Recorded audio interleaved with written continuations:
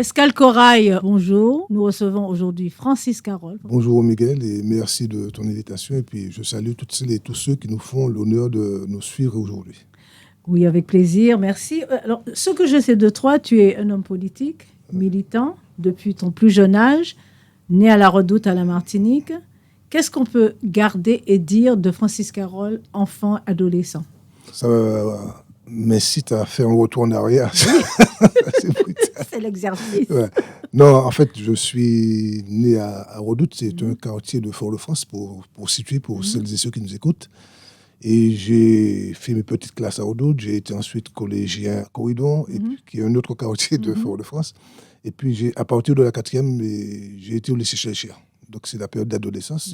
Ça a été une période importante parce que le lycée Chelcher, c'était d'abord à l'époque un lieu de brassage de population venant de toute la Martinique, puisqu'on peut dire que l'élite des lycéens se trouvait là, à ce moment-là. Et à partir de la seconde, et puis lorsque j'y suis passé, c'était à partir de la 4e. Donc j'ai eu un long séjour au lycée Chelcher jusqu'en première, parce que j'ai passé le bac en première, j'ai pas fait de terminale. Et par conséquent, j'ai eu l'occasion de à la fois découvrir des auteurs extraordinaires dans la bibliothèque du lycée Chelcher, des amis de toutes les communes, et surtout une agitation patriotique qui commençait à se faire sentir dans le lycée, puisqu'il y avait déjà des groupes qui s'organisaient autour de l'idée de l'émancipation nationale du peuple martiniquais. Et c'est l'époque aussi où nous avons connu les événements de janvier-février 1974. Oui, les grèves, en fait. Voilà, une grande grève à la suite d'un mouvement des ouvriers agricoles où il y a eu 2 morts et 2 personnes qui ont été tuées, et l'une par balle, l'autre suite à des tortures, il faut bien le dire. Et donc cela avait mobilisé la Martinique, et bien évidemment, cela avait beaucoup mobilisé les lycéens, les jeunes de l'époque, puisque très tôt nous avions une conscience politique qui était née à la fois de la situation dans laquelle nous vivions, de la situation internationale, puisque c'était l'époque des grandes figures et nationalistes, révolutionnaires, etc. Et puis aussi des circonstances propres aux luttes que menaient les travailleurs à l'époque. Alors, à cette époque-là, tu as 16 ans et tu décides de devenir militant. Et c'est comme une émotion vive qui te fait devenir militant et continuer cette vie jusqu'à aujourd'hui. Alors, on ne décide pas. En fait, c'est un long cheminement. C'est un cheminement parce qu'on a vu des choses. À 15-16 ans, on a quand même une capacité d'analyse. Donc, ce sont des choses que nous avions déjà vécues, ce sont des lectures que nous avions déjà faites, ce sont des conversations que nous avons déjà eues. Et de manière presque naturelle, dirions-nous, donc nous commençons des actions, nous écrivons, nous nous intéressons, nous discutons, nous allons dans des groupes et nous participons à des mouvements de soutien des ouvriers agricoles. Et ainsi, progressivement, on est entraîné dans un mouvement, mais on est entraîné non pas comme une espèce d'objet, mais comme un sujet pensant qui décide évidemment de consacrer son temps à cela. Alors au départ, je n'avais pas décidé de consacrer ma vie. J'ai consacré une bonne partie de ma vie et j'y consacre encore une bonne partie de ma vie. Mais à l'époque, c'était un sentiment à la fois de révolte, mais de recherche aussi de justice et de plus d'humanité dans les relations entre les personnes. Aujourd'hui encore, ça t'anime. Mais il faut aussi souligner que la vie des ouvriers agricoles de tout temps a rythmé la vie aux Antilles, en Martinique comme en Guadeloupe.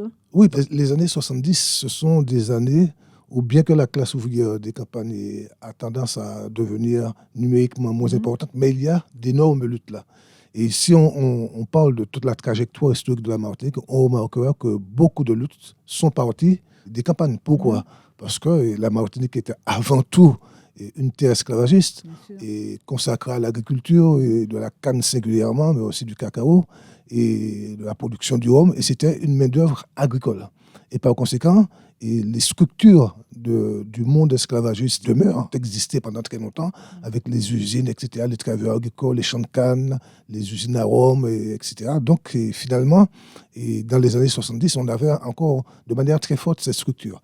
Et il y avait souvent des luttes qui ont marqué l'histoire de la Martinique en 1901. Il y avait même une grève, la grève du François, au tout début du XXe siècle, 1901, qui a été même saluée par Vladimir Ilyich Ulyanov, c'est-à-dire Lénine, qui à l'époque était le chef du Parti communiste et russe. Et donc c'est un mouvement qui a eu une répercussion internationale.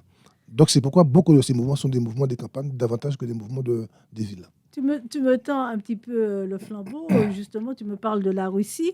On va faire un grand bond en avant. Aujourd'hui, on a vraiment un fléau entre la Russie et l'Ukraine. Quel impact que ça peut avoir sur le bassin caribéen? Alors, je pense que comme l'ensemble de la planète, c'est ce qui se fait actuellement entre la Russie et l'Ukraine Mhm. est fondamentalement une guerre de l'OTAN. Une guerre de l'OTAN parce que lorsque l'Union soviétique disparaît dans les années 90, ce qui était convenu, c'est que l'OTAN, l'Organisation du traité de l'Atlantique du Nord, Mhm. qui est un organisme militaire qui réunit les pays occidentaux, quelques Mhm. autres, comme la Turquie, eh bien, il était prévu que l'OTAN n'aille pas au-delà de l'Allemagne. Et puis, on a vu finalement que l'OTAN a mis Oui, dépasse des toutes les bases limites. partout. Ouais, Donc, ça ça. a créé Mhm. des ressentiments, des débats et le risque d'adhésion Mhm. de l'Ukraine à l'OTAN. Et donc, nous en sommes arrivés à la situation qui existe aujourd'hui. Alors, ça a un impact mondial. Pourquoi? Parce que là aussi, et l'Ukraine, ce sont des greniers à blé importants et on voit l'impact que le blé peut avoir sur les populations Bien sûr. africaines du Moyen-Orient. Alors, ce qui pose un problème quand même, parce que l'Afrique a de quoi se nourrir. Bien sûr. En sortant de la logique des importations de blé, Mhm. l'Afrique a les moyens de se nourrir. Je sais qu'au Nigeria, on fait du pain avec du manioc. Enfin, il y a Mhm. des possibilités. Et au point que ce sont les Chinois qui achètent des terres aujourd'hui en Afrique pour faire des produits Oui. pour envoyer en Chine. L'Afrique a les capacités Mhm. de sortir de cela. Mhm. Alors, ça a un impact aussi énergétique parce que la Russie est un grand exportateur de gaz et de pétrole. Donc, Mhm. cela a un effet sur le prix du pétrole, plus la spéculation qu'il y a autour du prix du pétrole. Bien Parce que sûr. tout ne s'explique pas par l'Ukraine. Il y a une vraie spéculation qui est faite aujourd'hui et cela impacte évidemment le monde entier et cela va impacter aussi les pays de notre région, même si nous avons la capacité enfin, je parle de la Caraïbe, La Caraïbe, de bien sûr. pouvoir être fournis en pétrole par le Venezuela, Tout à qui fait. est un des pays où les Est-ce réserves que de la pétrole France sont les plus accepte importantes. encore Alors la France, aujourd'hui que le Venezuela nous fournisse la en France, alors pétrole? nous avions eu la possibilité de disposer d'un Mhm. prix préférentiel du Oui, Chavez pétrole l'avait avec déjà Chavez. proposé Bon, depuis mais enfin, quelques années. les Français n'ont pas accepté parce que nous Oui, n'avons pas la maîtrise bien sûr. de notre économie. Donc cela a inévitablement des impacts dans la Caraïbe. On parle d'une récession dans la zone Caraïbe d'environ 3 à 4% Mhm. en 2022, etc. Si évidemment la guerre se poursuit et on a de fortes raisons de considérer que cette guerre se poursuivra encore pendant quelques temps. D'accord. À quel tourisme on pourrait aspirer pour mieux aller? Alors, il y a un débat important sur le tourisme en Martinique. Mhm. Est-ce qu'on fait du tout venant, Mhm. etc. Bon, alors, ce qu'il faut dire de manière très claire, c'est que nous ne nous sommes pas encore mis dans une posture d'avoir une véritable industrie Mhm. touristique qui nous permettrait à la fois de recevoir n'importe qui, mais qui nous Bien permettrait sûr. aussi de recevoir une clientèle de certains niveaux, qui laisserait Tout à par fait. conséquent Oui, oui. plus de devises dans notre D'accord. pays. Donc, Mhm. il y a encore un effort considérable à faire en modernisant les hôtels, Oui. mais en imaginant aussi un tourisme d'une autre qualité. D'élégance. Mhm. Voilà, et il faut aussi un tourisme culturel beaucoup plus important, et parce que nous en avons les moyens. Je dis souvent qu'en Martinique, nous avons 3 volcans. Alors, il y a la montagne Pelée, bien Mhm. entendu, il y a Aimé Césaire, il y a François Fanon. Ce sont des Mhm. éléments. Il faut Mhm. évidemment savoir mettre en valeur. Donc, il Mhm. y a tout ce travail à faire. En même temps, il faut mieux exploiter, de mon point de vue, les atouts que nous avons en termes de surface maritime, de surface verte, etc. Donc, il y a tout un travail à continuer à faire pour que nous puissions attirer un tourisme venant de partout et pouvant offrir des possibilités aux gens qui sont fortunés comme aux gens qui le sont un peu moins. Mais cela demande à être réfléchi de manière extrêmement sérieuse, mais en même temps, il ne faut pas s'enfermer dans le tourisme. Tout à fait. Parce que ce serait une erreur de faire cela. Il faut que notre agriculture serve à nourrir les gens qui viennent nous visiter, serve à nourrir notre population. Il faut aussi transformer nos plantes médicinales, non pas les utiliser éternellement comme des remèdes gaziers. Bien sûr. Il faut effectivement faire des expériences, avoir une équipe de chercheurs qui existe déjà.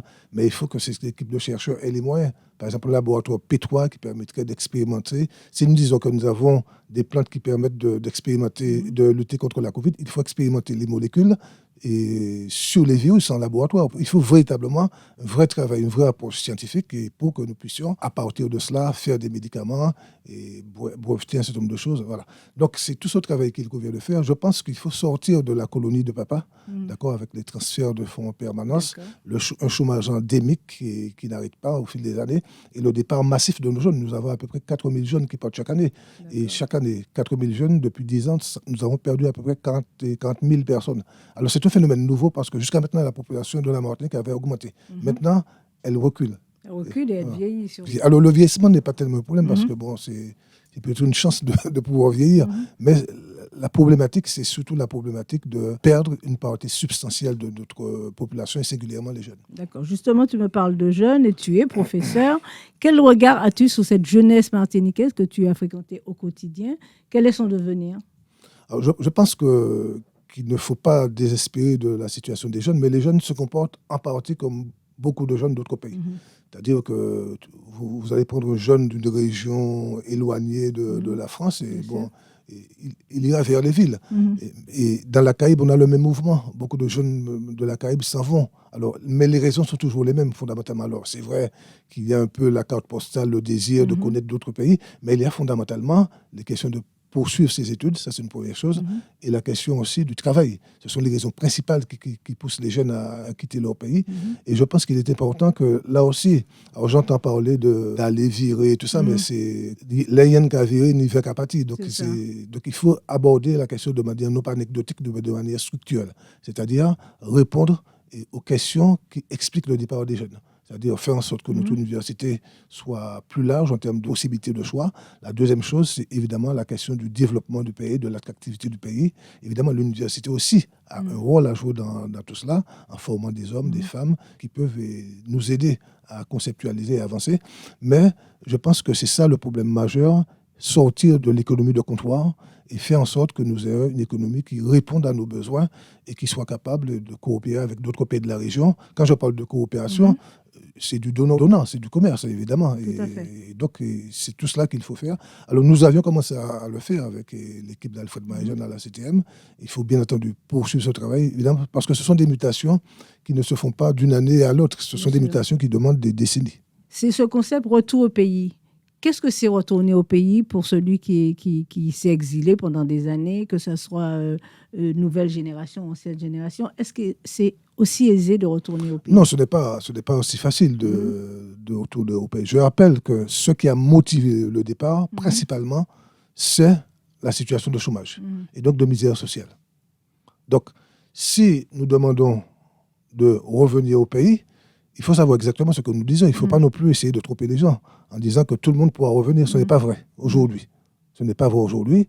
Et donc, ce que les uns et les autres nous essayons de faire, c'est de ramener un certain nombre de jeunes qui peuvent contribuer au développement de la Martinique et faire en sorte que tout le monde puisse rentrer. Mais nous ne sommes pas dans la situation où on appelle général et lancé revenir au pays. Non, autant que possible, là où c'est possible, il faut se battre pied à pied pour revenir au pays. D'autant que l'on s'aperçoit que parfois, il y a des emplois, mais qui ne sont pas occupés par nous. Je prends un exemple très simple. Vous avez entendu parler de ces néo-titulaires, c'est-à-dire des jeunes qui avaient passé un examen pour pouvoir être enseignants. Bien. Alors, aujourd'hui, on leur dit partez en France.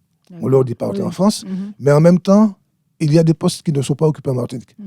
Et souvent, parfois, ce sont des gens qui viennent de l'Hexagone qui occupent ces postes. Donc, il y a une contradiction dans tout cela. Et je crois que l'idée de faire en sorte que ces jeunes restent est nécessaire, d'une part, parce que ça évite les coupures familiales, qui sont graves, parce que quand un gars a travaillé pendant un certain nombre de temps, il a passé le diplôme, l'examen pour pouvoir rester en Martinique, et qu'on le fait partir, il laisse derrière une famille, des parents âgés aussi. Donc il y a cette dimension. Il y a la dimension aussi démographique. J'ai rappelé que nous perdions à peu près 4 000 à 4 500 personnes par an.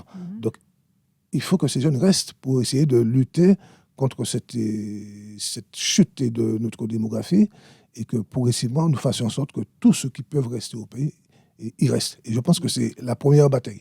D'abord, essayer de faire en sorte que nos jeunes ne partent pas. Mais pour ne pas partir, il faut offrir des possibilités, l'accès à l'emploi, l'accès à une évolution sociale, etc. Je pense que c'est comme ça qu'il faut poser les choses. Il ne faut pas que ce soit une mode, il faut que ce soit un engagement, une ambition, mais une ambition, disons, et véritablement pensée et qui permette à la fois de résoudre les problèmes démographiques que nous avons, mais aussi les problèmes de développement et qui permettent de satisfaire ces personnes qui ne partent pas ou qui voudront venir. Merci pour ton éclaircissement, Francis. Homme d'esprit, tu écris beaucoup. Est-ce qu'on aura l'occasion éventuellement de te lire dans un ouvrage édité? Je pratique une écriture politique, c'est-à-dire une écriture qui répond aux exigences de la lutte politique. Mais qui est nécessaire à l'autre. Voilà, qui est nécessaire parce que l'un des problèmes que nous avons aujourd'hui en Martinique, c'est une faiblesse de la pensée politique. Et il y a très peu d'hommes politiques qui écrivent, très peu, ils sont extrêmement rares, peut-être 5 ou 6, pas plus, tout au plus. Et je pense qu'il est bon aussi historiquement de fixer un certain nombre de choses. Donc c'est pourquoi nous avons écrit beaucoup de choses pendant la grève de 2009, etc., que nous avons publié sur les réseaux sociaux. Et ça a été lu un peu partout. Bon. Et donc nous avons l'ambition de recueillir tout cela, de mettre ça sous forme de recueil, apporter une contribution à l'analyse historique de cette période des 20 dernières années. Donc, mais l'écriture, c'est un élément essentiel pour... Bon, je suis d'une formation littéraire, donc c'est aussi une possibilité de prendre de la distance vis-à-vis des choses, de réfléchir, de ne pas s'enfermer dans des certitudes, de s'interroger en permanence. Et après, pour pouvoir écrire une œuvre complète, etc., c'est une question de temps.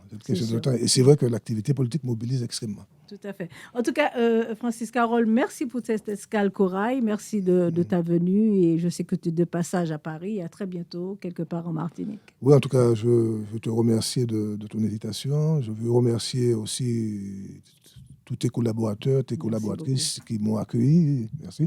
Et puis, remercier les personnes, des femmes, hommes, jeunes, moins jeunes, qui nous ont fait l'amitié de nous suivre à l'occasion de cet entretien. Merci. Merci beaucoup, à bientôt. Grève là a commencé dans les sortes, alentour l'usine Larenterie et puis l'usine Soudon, dernier semaine mois février. Il a monté dans les nord, Rivégique, Basse-Pointe et puis Macouba. Les sites touchés alentour l'usine François et puis l'usine La Rivière-Salée. Les patrons qui resté intransigeants pendant les réunions paritaires. Plutôt perdre la récolte que de donner un sou.